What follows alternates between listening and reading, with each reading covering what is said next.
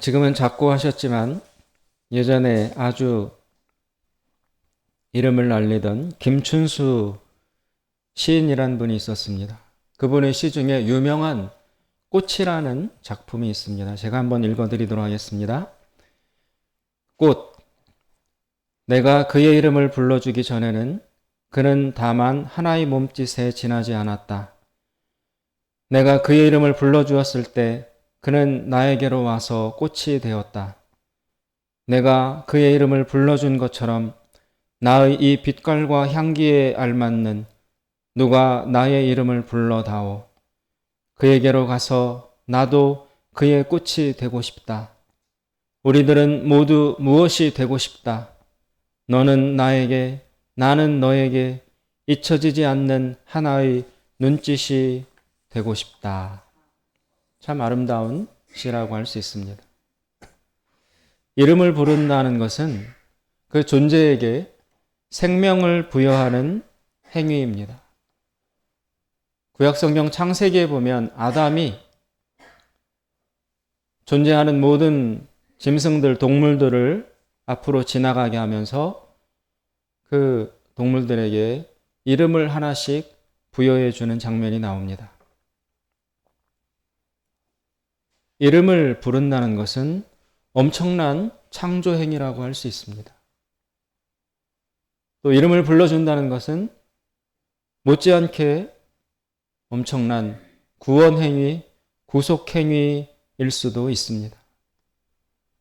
자녀가 나쁜 길에 빠져 있을 때, 도박과 마약과 여러 가지 음침한 사망의 어두운 골짜기에 있을 때, 그럴 때 불현듯 들려오는 돌아가신 어머님의 음성. 누구야? 너 여기서 뭐하니? 또 밤을 새워서 향락과 쾌락에 몸을 담그다가 문득 새벽이 되었을 때 들려오는 교회의 새벽정 소리. 그러면서 퍼뜩 내가 지금 무엇을 하고 있는지, 내가 어디에서 길을 잃고 방황하고 있는지 깨어나는 그런 경우들이 많이 있습니다. 이름을 부른다는 것은 그 사람과 존재에게 정체성을 분명히 해주는 아주 중요한 행동이라고 할 수 있습니다. 오늘 보신 본문 말씀에서 예수님께서 오늘 말씀의 주인공인 삭개오라는 사람의 이름을 불러주십니다. 삭개오야, 내려오라. 이 예수님께서 불러주시는 이 사건으로 인해서 삭개오라는 사람의 인생이 완전히 변화되는 모습이 오늘 나타나고 있습니다. 이 삭개오라는 사람의 인생은 여러 가지 어렵고 힘든 스토리로 점철되어 있습니다. 예수님께서는 이 삭개오를 일컬어서 잃어버린 바 되었다가 다시 오늘 찾게 되었다라고 말씀하고 계십니다. 그 예수님의 말씀으로 미루어 보건대 삭개오의 오늘 예수님을 만나기 전까지의 지난 삶은 일종의 잃어버려진 삶, 잃어버려진 자의 인생이었다고 할 수 있습니다. 이 삭개오라는 사람의 이름의 원래 뜻, 삭개오라는 이름의 원래의 근본 뜻은 순수하다, 순결하다, 착하다, 의롭다, 이런 좋은 의미를 가지고 있습니다. 그런데 지금 이 사람의 현재 위치와 하는 일과 그 정체성은 그 원래 부여되었던 이름으로부터 거리가 굉장히 멀어져 있습니다. 지금 이 사람의 직업은 세리, 그 중에서도 세리장이라고 나와 있습니다. 당시 이스라엘 지역에서의 세리, 즉 이 세리라는 것은 오늘날로 치면 세금 걷는 사람, 세무서 직원 이런 뜻과 같아요. 당시의 세리는 유명한 악명 높은 매국노였습니다. 왜냐하면 당시 이스라엘은 로마라는 큰 강대국의 지배를 받고 있었습니다. 그 로마는 피지배국이었던 이스라엘로부터 제일 목표로 하고 있는 것은 다른 것이 아니라 돈이에요. 세금. 세금을 많이 걷어서 로마의 황실로 보내는 것.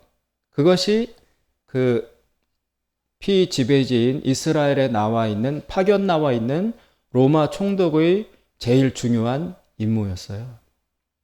그런데 이 로마 사람들은 아주 간교하기 때문에 이 유대인들로부터 직접 세금을 걷지 않고 유대인 중에서 사람을 뽑아가지고 그 사람들에게 대리로 위임을 시켜서 그 사람들이 자신의 동족들로부터 세금을 걷도록 그것을 맡겨버렸습니다. 그래서 그 세리의 직분을 맡게 된 사람들은 세금을 걷되 어떻게 걷느냐 하면 처음 이렇게 합니다. 로마 당국에서 공고를 해요. 입찰 공고를 해요.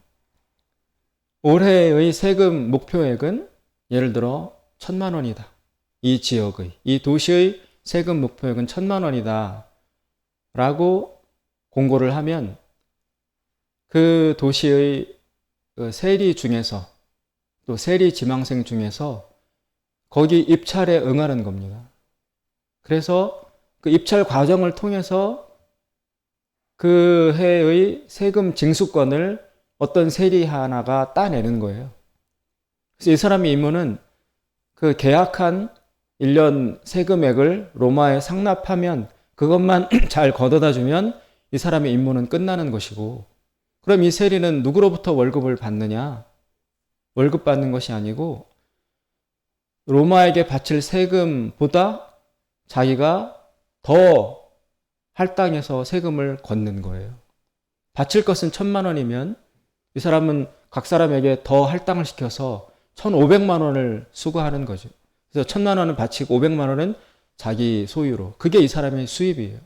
그러니까 1,000만 원에다가 500만 원을 더 붙여서 걷든 1,000만 원을 더 붙여서 걷든 그것은 이 입찰을 따낸 세리의 권리이고 또 그 사람의 권한이었습니다. 로마는 그것을 알면서도 상관을 안 했어요. 그러니까 이런 식으로 세금을 악착같이 뜯어가니까 당시 유대인들은 로마 사람들보다 이 유대인이면서 로마에 빌붙어서 착복하는 이 세리들을 가장 싫어하고 미워하고 증오했습니다. 그래서 죄인, 그러면 제일 최고로 치는 죄인 중에 1등이 세리였습니다. 그래서 세리에 대해서 당시에는 그 허가받은 강도들이다. 공인 자격증을 받은 도둑놈이다. 이렇게 불렀습니다. 그리고 그 사람들 사이에 어떤 말이 오갔냐면 길에서 사자와 세리를 만나면 그 중에 누구를 먼저 피해 도망가야 되느냐? 사자보다 세리를 먼저 피해서 도망가야 된다 할 정도로 흡혈귀 같은 존재로 취급받고 있었습니다. 그래서 유대인으로부터 엄청난 미움과 증오의 대상들이 바로 이 세리였습니다.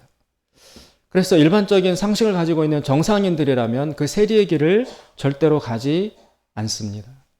그렇게 욕먹고 그렇게 손가락질 받고 인간 취급 못 받고 또 모든 사회적 관계가 끊어집니다. 조국을 등지는 것입니다. 그리고 호적에서 파냅니다.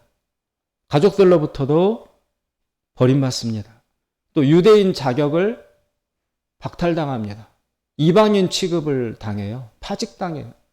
그래서 이스라엘 사람들에게 있어서 제일 중요한 종교적이고 일상적인 중심 행위였던 예루살렘 성전에 들어가서 제사 드리는 행위를 이 사람들은 금지당했어요.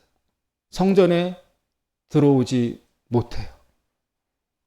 그러니 세리로 살아간다는 것은 하나님으로부터도 버림받고 가족으로부터도 동족으로부터도 친구로부터 완전히 버림받는 철저한 고립과 아주 외롭고 고독한 길을 돈만 바라보고 걸어가겠다고 작심한 사람들이 가는 독한 길이라는 것입니다. 그렇다면 삭개오는 왜 이 길로 들어서게 되었을까요? 구체적 이유는 나오고 있지 않지만 우리가 짐작해 볼 수 있는 첫 번째 원인이 있습니다. 이 삭개오는 키가 작다고 나옵니다. 키가 작다.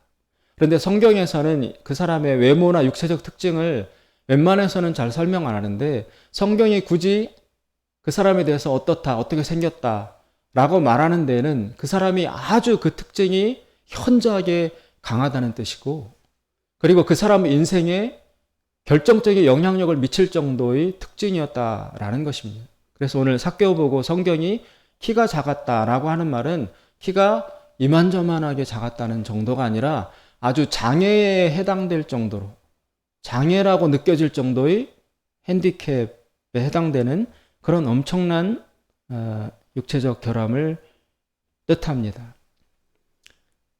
그리고 이 키가 작다는 것은 단지 정말 몸의 키만 작다는 것이 아니라 그것을 넘어서서 여러 가지 어려움과 그로 인해서 빚어지는 곤경들을 함축해서 나타낸 그런 표현이라고 할 수 있습니다.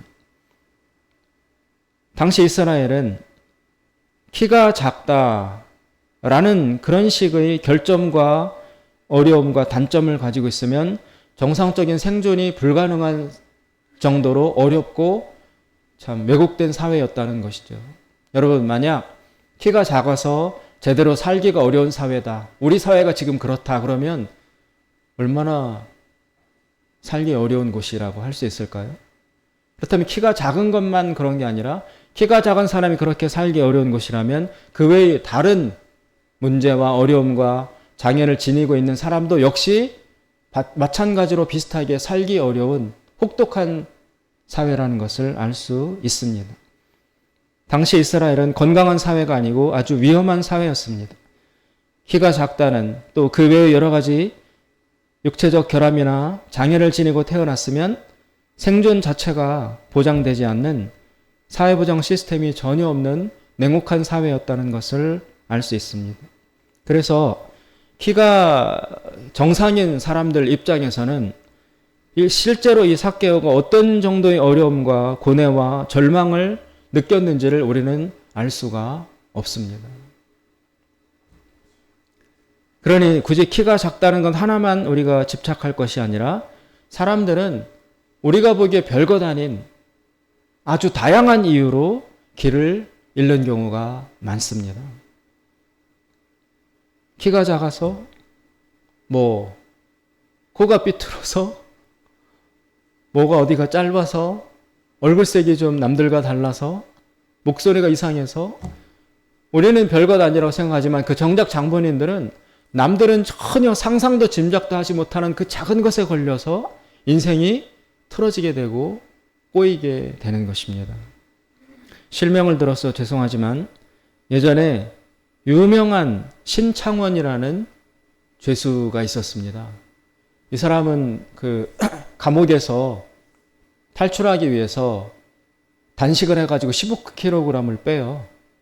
그래서 그 감방 창살 사이로 몸을 집어넣어가지고 굴을 파서 탈옥을 한 것으로 유명합니다. 이 사람은 딱 보면 얼굴도 잘생기고 체격도 좋습니다. 무엇 하나 겉으로 봐서는 부족할 것이 없어 보이는 사람인데 이 사람은 왜 그런 유명한 범죄자가 되었는가? 어릴 때 집안이 너무너무 가난했습니다. 엄마가 간암으로 일찍 돌아가셨습니다. 그리고 아빠가 재혼을 했는데 이 아버지가 너무 이 아들을 이해해 주지 못하고 어느 날 거짓말을 했다는 이유로 엄청 두들겨 팼습니다. 그리고 그 새로 들어오신 계모도 거기에 가세를 해서 지금으로 치면은 아동학대 같은 걸 받은 것이죠. 그런 이유. 그리고 어느 날 자기 동생이 아팠는데 그 새 엄마가 전혀 관심을 갖지 않은 것에 너무 상처를 받고 또 섭섭해서 그 길로 어떻게 하다가 물건을 훔치고 소년원에 가게 되고 그러면서 이제 이런 범죄자의 길로 들어서게 된 것입니다. 누가 그런 환경에 태어나고 싶었겠습니까? 지금 삭개오도 키가 작은 사람으로 태어나서 살기를 원했겠습니까? 세상의 모든 사람들은 인생의 잘못된 길에 들어설 때에 그 이유는 철저히 개인적이에요. 남이 함부로 야, 그것 때문에 그렇게 망가졌니? 겨우 그거 하나 때문에 그렇게 인생을 곁길로 들어갔니? 이렇게 말할 수 없습니다. 그 사람에게는 그것이 아주 절박한 이유가 될 수 있습니다. 삭개오는 아마도 어릴 때 엄청나게 놀림을 받았을 것입니다. 키가 작다는 이유로 악마적인 놀림을 받았을 것이고 왕따를 당하고 배제를 겪었을 것입니다. 그리고 엄청난 열등감을 느끼고 또 여러 가지 이유로 사람에 대한 미움과 인생에 대한 증오심 이런 것들로 똘똘 뭉쳐질 수밖에 없었습니다. 그래서 이 사람은 그래, 내가 지금 키 작다고 손가락질 받는 것과 세리가 돼서 욕먹는 것과 피차 일반이다. 지금 욕먹는 거나 그때 그렇게 해서 욕먹는 거나 뭐가 다르겠느냐. 어차피 욕먹고 사람들로부터 손가락질 받으며 살 것이면 기왕이면 세리가 돼서 돈을 벌자. 그래서 악착같이 벌어서 나를 놀렸던 그런 내 친구들하고 사람들에게 복수를 하자. 이런 생각을 하면서 세리가 되기를 결심했을 것입니다. 그래서 그 세리가 된 이후에 악착같이 정말 악마같이 일을 해서 세리장까지 되었습니다. 여러분, 세리장이 되었다는 것은 엄청난 일입니다. 오늘날로 치면 좋게 말하면 국세청장 정도가 될 것이고, 있는 그대로 말하자면 악덕 사채 회사의 사장 정도, 고리대금업자, 조폭이나 이런 사람들을 동원해서 아주 피같이 뜯어가는 그런 사업체의 유명하고 큰 사업체의 회장 이 정도가 되었을 것이라고 이해할 수 있습니다. 당시 이스라엘 지역 전체 내에서 세리장이 있었던 곳은 딱 3도시밖에 없었습니다. 이스라엘 전부에서. 그러니까 지금 삭개오가 세리장이라는 것은 이스라엘 내에서 공무원이나 뭐 이런 계통으로 볼 때 유대인 출신으로 넘버 3 안에 들어가는 인물이 되었다라는 것입니다. 그 3곳 중에 하나가 지금 삭개오가 살고 있는 바로 이 여리고라는 도시입니다. 여리고라는 곳은 여러분 예루살렘과 아주 가깝습니다. 그런데 이스라엘은 그 땅이 엄청 울퉁불퉁하고 불규칙적이에요. 크기는 우리나라 강원도만큼 작은데 그 작은 땅 안에 여러분 우리나라 백두산보다 더 높은 3,000m 정도 해당되는 산이 있어요. 그렇게 높은 산이 있어요. 반면에 해수면, 바닷물보다 더 아래쪽에 위치하는 도시도 있어요. 그러면 이 격차가 여러분 적어도 3,000m 이상이 난다는 거죠. 그 좁은 땅 안에. 그리고 예루살렘이 있는 곳도 고원지대예요. 예루살렘은 높은 한 세발 800m 정도, 800m 정도에 있는 도시인데 거기서 한 2km 정도 떨어진 여리고라는 도시는 해수면보다 200-300m 아래에 있는 도시예요. 그런데 이쪽 동쪽 지역에서 예루살렘으로 들어가려면 반드시 여리고라는 도시를 통과해야 돼요. 그럼 여기서 이 여리고에서 예루살렘이라는 해발 800m 정도 된 도시까지 올라가려면 약 1000m 정도의 고도 차이를 경사가 급경사가 된 도로를 타고 올라가야 됩니다. 이 여리고라는 도시가 그렇게 낮은 위치에 있으니까 받은 축복이 있습니다. 이스라엘은 사막이 많고 아주 고온 건조한 지역입니다. 그래서 물이 부족해요. 광야가 많습니다. 그런데 여리고는 해수면보다 낮은 곳에 있으니까 물이 모여요. 물이. 그래서 이 도시는 물이 아주 풍부했습니다. 시원한 도시였습니다. 그래서 오아시스 역할을 하는 것입니다. 물이 많으니까 다른 고지대에는 자랄 수 없는 종려나무나 그 종려나무가 대추야자 나무인지는 잘 모르겠는데 그런 식의 과실나무들이 여리고에는 풍성했어요. 그러니까 물산이 풍부하니까 사람들이 삶의 질이 높고 경제적 수준이 높습니다. 게다가 예루살렘으로 들어가는 교통 요충지였기 때문에 모든 산물들과 사람들이 다 교차되는 아주 중요한 지역이어서 이 지역에 돈의 들고남이 너무 많기 때문에 여기에 세금 걷는 일이 아주 중요했고 그래서 세리장이 있어야 될 정도로까지 여리고는 귀중한 도시였다라는 것입니다. 그 지역의 세리장이 바로 이 삭개오였습니다. 이 삭개오는 엄청 유명한 인물이었습니다. 키는 작고 외모는 이상하게 생겼지만 여기 본문에도 부자다라고 강조할 정도로 아주 물질적으로 유명하고 풍부하고 그런 아주 귀족적인 생활을 하는 유명한 사람이었습니다. 그런데 여러분, 그 사람의 원래 이름이 무엇이었다고요? 삭개오, 순수하다, 순결하다, 착하고 의롭다. 그렇게 살라고 부모님이 이름을 지어주셨는데 지금 현재 삭개오가 도달되어 살아가고 있는 삶의 형국은 너무나 거리가 멉니다. 악명을 높이고 있는 세리장입니다. 악덕 사채업자라고 날마다 손가락질을 받습니다. 오늘 본문에 보시면 이 사람이 대낮에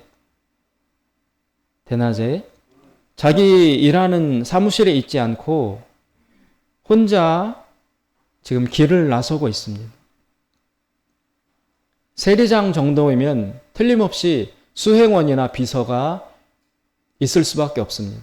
그런데 지금 삭개오는 그 수행원들을 다 물리고 혼자 밖으로 나온 것으로 보입니다. 지금 근무 시간에 비서들도 다 물리치고 혼자 밖으로 나온다는 것은 분명히 삭개오가 우연히 한 행위가 아니라 어떤 의도가 담긴 의지적 행위라는 것을 알 수 있습니다. 삭개오는 지금 왜 어디로 가냐 하냐면 예수님의 집회 장소에 가보려는 것입니다. 지금 예수님이 여리고라는 도시에 며칠 전에 들어오셨어요. 안 그래도 예수님이란 분이 이스라엘 전체에 지금 이름이 유명해진 상태라 그 예수님을 이름으로 알고 있었고 더군다나 이 예수님이 며칠 전에 여리고 이 도시에 들어오시고 나서 그 도시에 유명한 소경 거지가 있었어요. 길에서 지나가면서 모든 여리고 사람들이 몇십 년 동안 보아온 바디메오라는 이름의 거지가 있었는데 그 소경 바디메오를 예수님이 그 자리에서 고쳐주셨었어요. 그러니까 여리고 도시에서 완전히 난리가 난 거예요. 안 그래도 유명한 예수님이 오고 있다. 오자마자 소경을 그 자리에서 고쳐주셨다. 그러니까 지금 예수님이 계시는 곳 가시는 곳마다 여리고의 모든 사람들이 다 모여서 그 예수님을 보려 하고 말씀을 들으려 하고 인산인해를 이루고 있는 상태인 것입니다. 이 삭개오도 예수님의 그 소문을 듣고 오늘 그 예수님이 계신 집회 장소에 한번 가보려고 혼자 나온 것입니다. 그렇다면 이 사람은 왜 혼자 나왔을까요? 그리고 또 본문에 보시면 그 예수님 집회 장소에 막상 가기는 했는데 사람이 너무 많고 삭개오는 키가 작아서 도저히 예수님을 볼 수가 없었어요. 사람이 많았다는 얘기는 진짜 사람이 인산인해를 이루기도 했지만 삭개오를 알아본 유대 사람들이 틈을 안 준 거예요. 저 나쁜 놈, 저 흡혈귀 같은 놈, 방해한 거죠. 키도 작고 그런 사람들이 배척도 있었고 또 한 가지 삭개오의 내적인 이유도 있었습니다.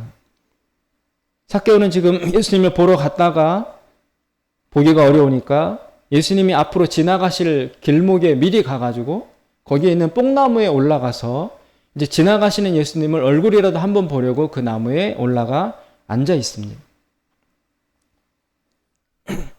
그런데 만약 삭개오가 진짜 예수님을 집회 장소에 가서 악착같이 보려 한다면 이 사람의 악착 같음은 이미 드러났잖아요. 키가 작은데 세리가 되고 세리장까지 올라갔다라면 집념과 추진력이 대단할 것이라는 것은 충분히 짐작이 가는데 그래서 이 사람이 앞을 헤치고 가서 예수님을 만나고 보려면 충분히 할 수 있는 사람이었어요. 그런데 막상 거기까지 갔다가 소극적으로 돌이켜서 그냥 지나가는 예수님 얼굴이나 보려고 미리 가서 뽕나무에 올라가 있는 그런 모습을 보이고 있습니다. 거기에는 본문에 나온 것처럼 사람이 많기도 했고 키가 작기도 했지만 내면적인 이유가 더 있었던 것입니다. 이 사람은 예수님에 관한 관심과 호기심은 있었지만 막상 그 예수님 앞에 나서기가 자신이 없었던 거예요. 그동안 살아온 자신의 삶에 대한 죄책감과 부끄러움이 있었던 것입니다. 그는 오랫동안 고뇌해 왔습니다. 남들은 이 사람이 내면에 어떤 생각이 지나가고 있는지 전혀 짐작도 할 수 없고 오직 죄인이라고 욕하기 바빴지만, 그러나 실제 삭개오가 어떤 마음으로 이 삶을 살아가고 있는지는 아무도 아는 자가 없었습니다. 그는 세리장이며 돈도 많습니다. 그래서 일반적으로 생각하면 너무 행복한 생활, 여한이 없는 삶을 살고 있으리라 여겨집니다. 그러나 실제로 삭개오의 마음은, 오늘 이 사람이 만약 이 삭개오가 진짜 돈에만 관심이 있고 올라가는 것, 부유하게 사는 것, 성공에만 철저히 집착하는 그런 이기적이기만 한 사람이었다면 예수님을 보러 가고자 하는 마음 자체도 안 품었을 것입니다. 그렇죠? 예수님은 이상한 말씀을 많이 하셨어요. 가난한 자가 복이 있다. 나를 따르려면 모든 것을 내려놓아라. 그리고 예수님은 마치 지금까지는 그 여세를 몰아서 로마를 격퇴하고 이스라엘을 로마로부터 해방시킬 그런 구원자로 보였고 사람들도 기대를 해오고 있다는 것입니다. 그런데 만약 예수님이 실제로 로마에게서 이스라엘을 독립시키면 가장 치명적인 1차적 손해를 볼 사람은 바로 이 삭개오 같은 사람이에요. 삭개오는 철저히 로마라는 그 지배구조의 기생에서 살아가고 있는 사람이기 때문에 그 구조가 붕괴되면 삭개오 인생은 끝납니다. 그러니까 자기가 볼 때 이 삭개오가 철저히 이기적이기만 한 사람이라면 예수님 같은 사람을 좋아하고 관심 가질 이유가 없고 오히려 소금 뿌릴 사람이죠. 핍박할 사람에 가깝죠. 그런데 이 삭개오가 그런 예수님을 보고자 하여 혼자, 그것도 대낮에 사무실을 비우고 이렇게 찾아갔다라는 것은 예수님에 대한 나름의 큰 관심이 있었다는 것입니다. 그리고 그 관심은 아마도 이 사람이 지금 크고 깊은 고뇌 가운데 있다는 것을 암시합니다. 모든 것을 갖췄지만 더 이상 올라갈 데가 없어 보이는 행복한 사람으로 여겨지지만, 그러나 삭개오는 지금 이 삶이 만족스럽고 행복하지 못한 것입니다. 깊은 죄책감에 시달리고 있고 잘못 살아가고 있다. 그리고 이 삶을 바꾸고 싶다. 그런 갈망에 시달리고 있는 것입니다. 이 사람은 사실 의에 줄이고 목마른 사람인지도 모릅니다.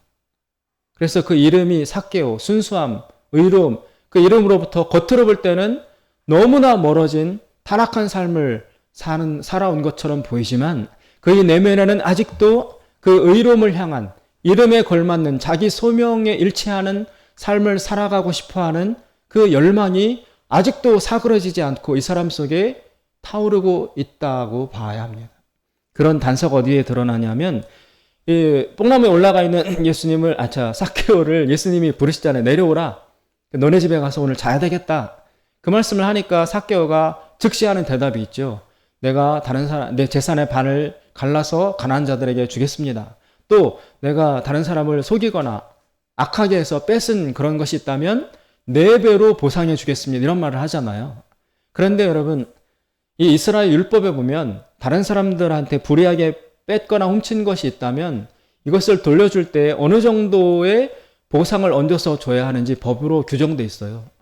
5분의 1을 얹어서 주면 됩니다. 20%를 그 배상액으로 추가해서 주면 됩니다.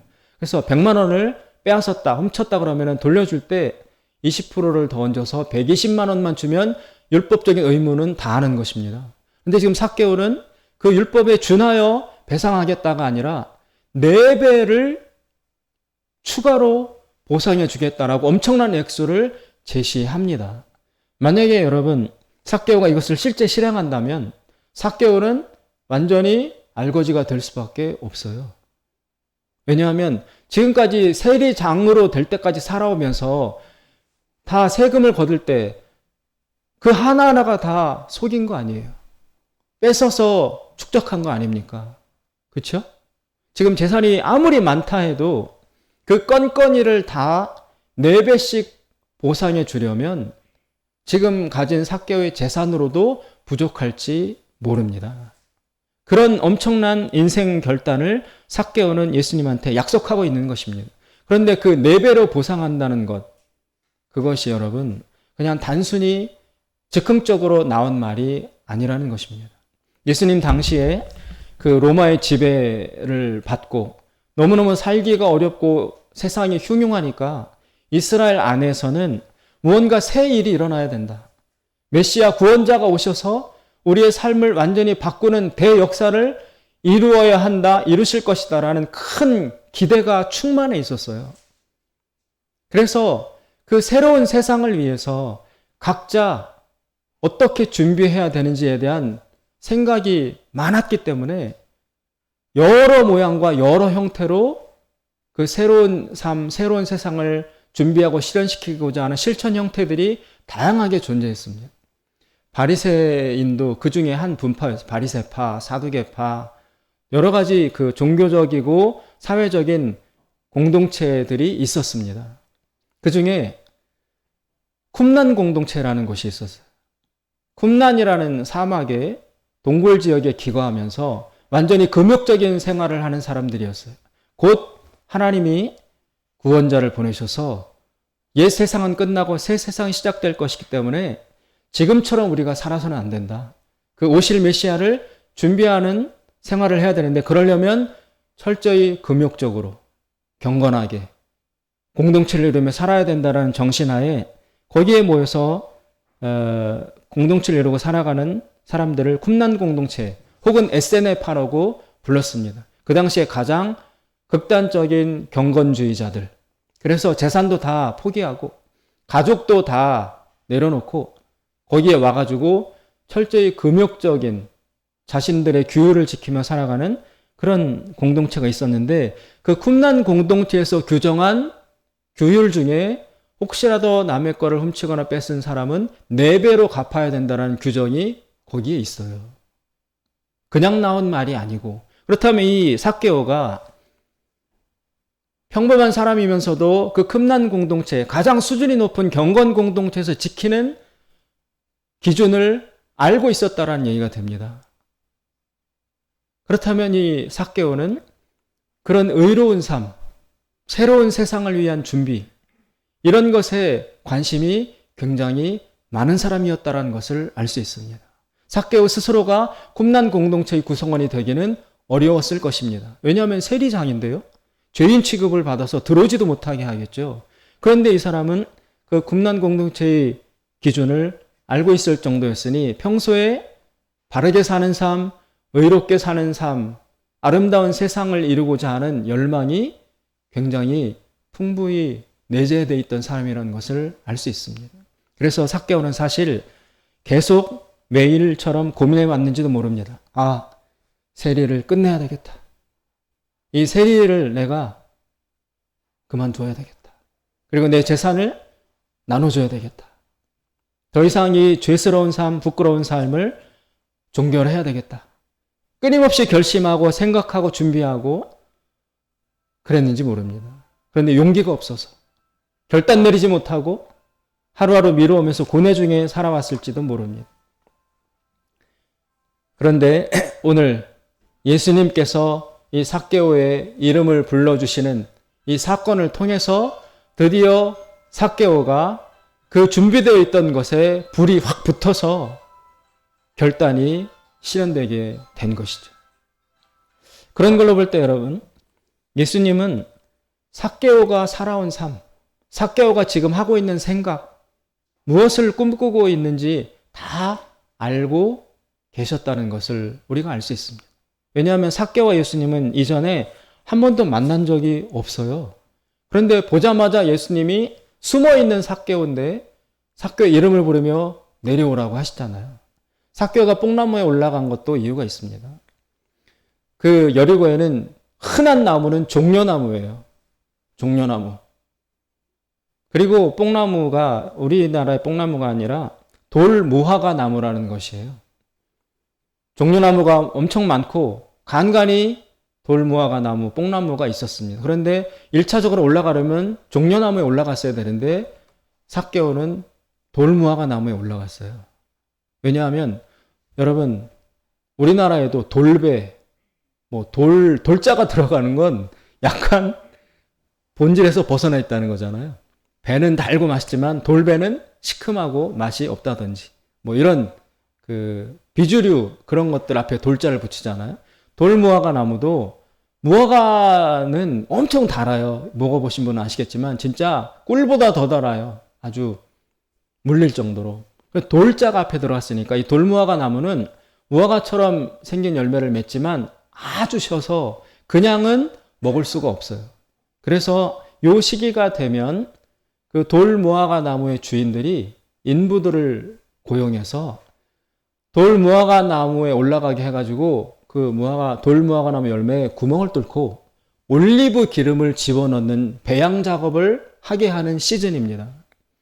거기 올리브유가 들어가면 씌어서 못 먹던 돌무화과 열매가 달고 맛있는 먹을 수 있는 무화과 열매로 변화되는 것이거든요.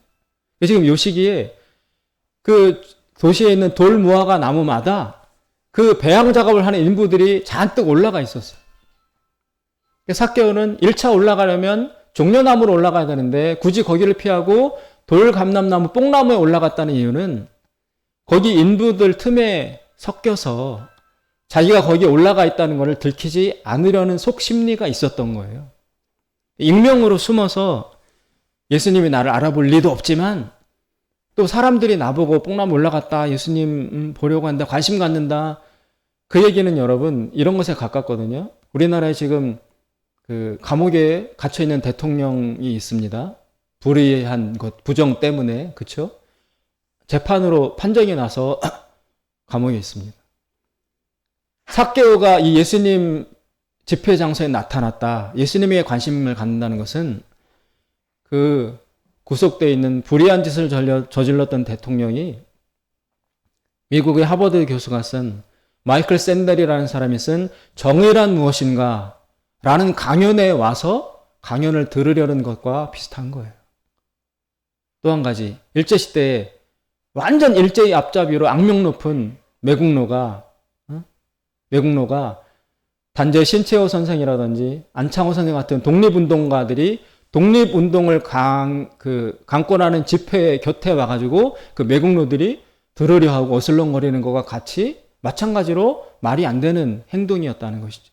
그래서 그런 걸 피하려고 일부러 종려나무가 아닌 돌감람나무에 들어가서 익명으로 숨어서 사람들의 시선도 피하고 예수님도 멀찌감치 이렇게 한번 지켜보려는 자기 정체를 감추는 그런 자세로 있었는데 예수님이 느닷없이 쳐다보시고 불렀단 말이에요. 삭개오의 지난 삶을, 지금 삭개오의 고뇌를, 내면을 예수님은 다 아신다는 것입니다. 다 아십니다. 게다가 예수님은 그의 이름을 불러주셨을 뿐만이 아니라 뒷부분에 가면 그 사람의 집으로 오늘 들어가겠다라고 말씀하십니다. 너네 집에 가서 오늘 하루 자야 되겠다. 이것은 당시 이스라엘사에서 혁명적인 행동이었습니다. 저 악명 높은 세리장, 아무도 이 사람은 이름도 안 불러주고 교류도 안 하고 친구도 안 하고 관계 자체가 끊어있는 단절된 사람인데 그 집에 들어간다는 것은 사회적 생활을 포기하겠다는 것과 마찬가지예요. 그런데 예수님이 삭개오 이름을 부른 것도 큰 사건인데 한 걸음 더 나가서 내가 오늘 너네 집에 들어가서 하루 자야 되겠다.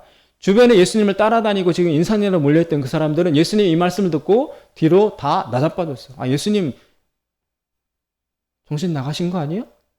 저런 죄인의 집에, 저 더러운 집에 왜 들어가시지? 예수님이 이렇게 파격적으로 삭개오의 삶으로 지금 침투에 들어오고 계십니다.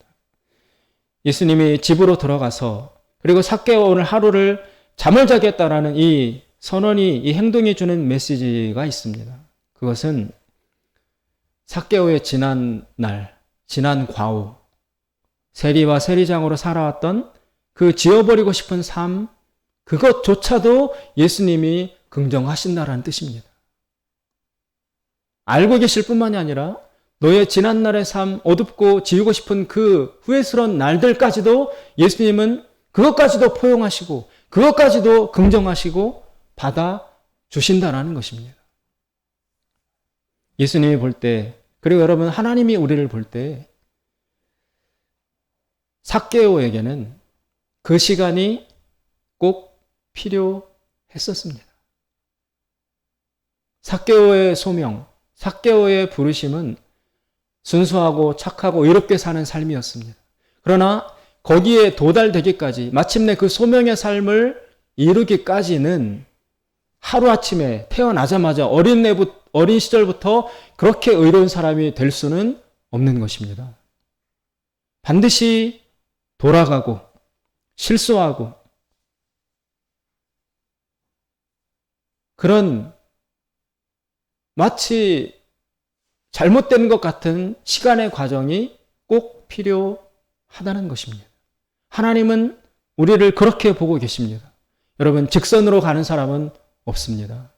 그리고 엄밀히 측정해서 인간 중에서 직선을 그을 수 있는 사람도 없습니다. 도구를 사용하면 또 모를까, 도구를 사용해도 완벽한 직선은 불가능하다고 합니다. 여러분, 당구공 아시죠? 당구공. 얼마나 표면이 매끄러워요? 매끄러워요.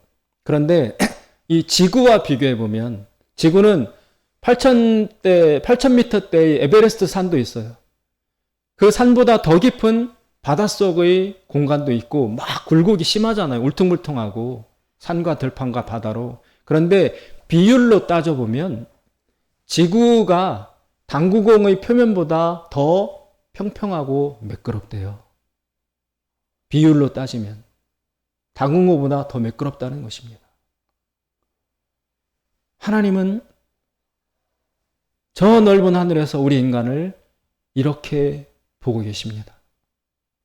크게 넓게 보고 계시기 때문에 우리들의 작은 잘못, 실수, 범죄 이런 것들을 하나님은 너무나 잘 알고 계시고 또 이미 이런 삶을 살아갈 것이라고 하나님은 알고 계셨습니다.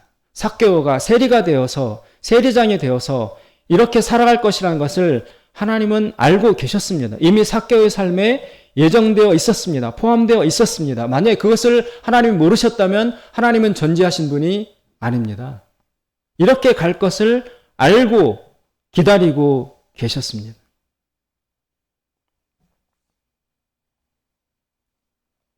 삭개오는 그 과정을 통해서만이 그의 소명을 이룰 수가 있었습니다. 구약에 보면 이스라엘 백성이 애굽에서 나온 다음에 바로 가나안 땅에 못 들어가고 40년 동안 여러분 헤매잖아요. 사막에서, 광야에서. 그걸 끊임없이 정죄받고 그것 때문에 질시를 받습니다. 그런데 여러분, 하나님은 어떻게 보셨을까요? 그리고 또 믿음의 눈으로 보면 어떻게 판단해야 될까요? 이스라엘 백성에게 있어서 그 40년의 과정은 반드시 필요한 것이었습니다.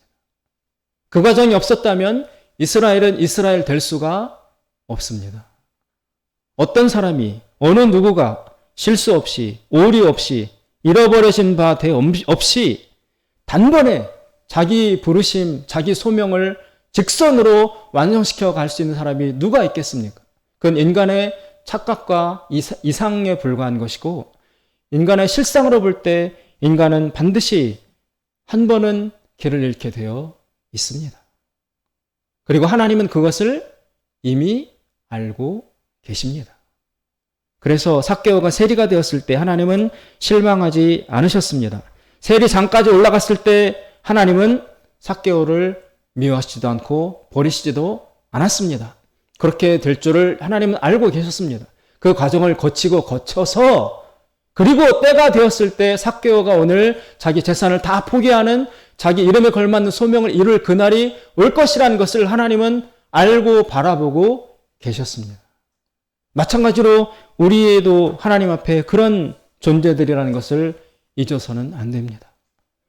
지난날에 우리의 삶이 어떠했다 하여도 지금 내가 어떤 장소로 얼마만큼 나의 원래 소명으로부터 거리가 먼 상태로 헤매고 있다 할지라도 그러나 이 과정은 이미 나라는 삶의 인생의 운명에 하나님이 예정해 놓고 계셨던 것이라고 이해해야 합니다. 이 과정이 있어야 우리의 소명의 단계로 갈 수 있어요. 이 길을 거쳐야 이 시험과 이 실수와 이 죄를 지나가야지만 우리 존재의 본질을 이룰 수 있습니다. 유대의 유명한 랍비 스승이 이런 말을 했습니다.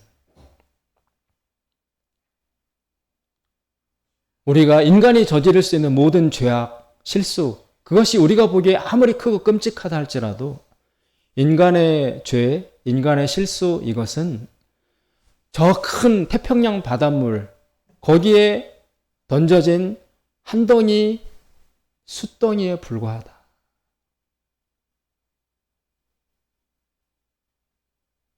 여러분, 인간의 죄가, 인간의 악이 하나님의 세계와 하나님의 완전함을 무너뜨릴 수 있을까요?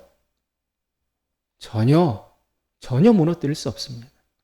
하나님은 눈도 까딱하지 않으십니다. 그래서 그 랍비가 이렇게 말했습니다. 단순하게 말해서, 거칠게 말해서 인간이 절망한다는 것. 절망한다는 것은 하나님 앞에 완전히 오만방자한 짓이다. 만약에 하나님을 믿는 사람이라면 절망이라는 것은 절대로 허용되지 않는다. 왜냐하면 나는 실수해도, 나는 죄를 지어도 전능하신 하나님이 나를 포기하지 않고 이것까지 포함하셔서 나를 끝까지 끌고 가시기 때문에 나는 넘어져도 하나님은 넘어진 나를 다시 일으키셔서 나의 소명을 완성시킬 것이 확실하기 때문에 하나님을 믿는 자들은 함부로 포기할 권리가 없다라고 이야기를 했습니다. 사랑하는 여러분, 오늘 삭개오의 삶을 보면서 예수님은 이미 알고 계셨고 오히려 또 지금까지 삭개오의 삶을 꾸준히 이끌어 오셨어요. 그리고 지난날의 과거의 삶을 용서하는 정도를 넘어서서 다 받아들이고 계십니다. 그리고 오늘 본문에서 삭개오야 너의 집에 들어가리라. 들어가서 자야 되겠다. 저는 이 하룻밤을 자면서 예수님과 삭개오가 무슨 말을 했는지 궁금해요. 무슨 말을 했을까? 그런데 오늘 너의 집에 들어와서 너와 자겠다라는 이야기는 예수님이 예전부터 나는 너의 주인이었다. 너는 몰랐을지 몰라도 너가 태어나기 이전부터 나는 너 안에 이미 들어가 있었다. 아니, 더 말하자면 너보다 내가 더 너의 주인이다. 너의 자아보다 너의 생각보다 더 깊이, 내 존재의 더 깊이에 사실은 성령님이 계신 거예요. 여러분, 내가 있고 성령님이 들어와서 얹혀져 살아가는 그런 게 아니에요. 나의 핵심, 나보다 더 깊이, 나라는 존재보다 더 근원적인 창조의 깊이에 성령님이 계셔서 그 위에 우리가 살아가는 것입니다. 우리가 모를 뿐, 깨닫지 못할 뿐이지 내가 사는 것이고 내가 하는 행동이고 내가 하는 결심이라고 생각할 뿐이지, 그러나 내 속에 있는 나보다 더 진정한 나, 나보다 더 나의 근원이신 분은, 주인이신 분은 내가 아니라 성령님 하나님이십니다. 그 하나님은 내가 실수해도 길을 잃어도 물과 불에 들어가도 죄를 지어도 떠나시지 않습니다. 그리고 하염없이 기다리십니다. 그리고 양심으로 말씀하시고 나에게 말씀하시고 우리가 못 들을 뿐이죠. 근데 이게 돌고 도는 이 시간, 삭개오처럼 세리가 되었다가 욕심과 살았다가 죄를 짓다가 막 이렇게 돌고 도는 그런 과정 중에 너무 자아에 집중되어 있어서 그 성령님의 세미한 음성을 늘 못 듣다가 이렇게 과정을 거치고 때가 되었을 때 오늘 예수님의 부르시는 그 음성이 삭개오의 귀에 들려오는 시간이 된 것입니다. 여기까지 성령님이 인도해 오신 것입니다. 그리고 이때를 시작으로 이제 삭개오의 삶은 그 이름에 걸맞는, 소명에 걸맞는 온전한 새로운 삶이 시작되는 것입니다. 소명을 이루려면 이런 과정이 반드시 필요한 것을 우리는 깊이 깨달아야 합니다. 스캇 맥나이트라는 신약학자가 이렇게 얘기했습니다. 성령님은, 여기 안경 쓰고 계신 분들 계시잖아요. 코 위에 쓰고 있는, 그래서 우리가 썼는지 안 썼는지도 잊어버리고 있는 안경과도 같이 우리 안에 계시다. 이미 계셔요. 그분이 주인으로 우리를 끌고 오시고 이끌고 오시고 앞으로도 인도해 가실 것입니다. 기도하겠습니다. 자비로우신 하나님 아버지, 내가 내 삶의 주인인 줄 알았습니다. 또 내가 내 삶을 망치고 잘못 살아서 길을 잃어버린 그런 죄인인 줄로 알았습니다. 내 실수와 연약함과 부족함으로 인해서 내 인생은 이제 끝났고 실패로 마감되는 줄로 알았습니다. 그러나 하나님은 이미 이 모든 것을 다 예정하셨고 알고 계셨고 그리고 이미 나보다 더 먼저 내 존재의 근원에 들어오셔서 내 삶을 보아오시고 여기까지 이끌어 오셨습니다. 그리고 이제서야 그 악과 죄와 실수와 방황의 모든 과정을 거친 이제 삭개오의 이름을 불러주심으로 그 자신의 소명에 걸맞는 착하고 의롭고 순수한 자의 삶을 이제 시작하게 하시오니 주여 삭개오와 같은 부족하고 연약한 우리들도 하나님의 그 음성을 듣기까지 하나님의 부르심을 듣기까지 더 참고 기다리게 하여 주시고 그 음성을 들었을 때 삭개오와 같이 즉각적으로 순종하여 우리 존재와 소명과 부르심에 걸맞는 아름다운 삶을 완성해 갈 수 있도록 저희들을 도와 주시옵소서. 예수님의 이름으로 기도드리옵나이다. 아멘.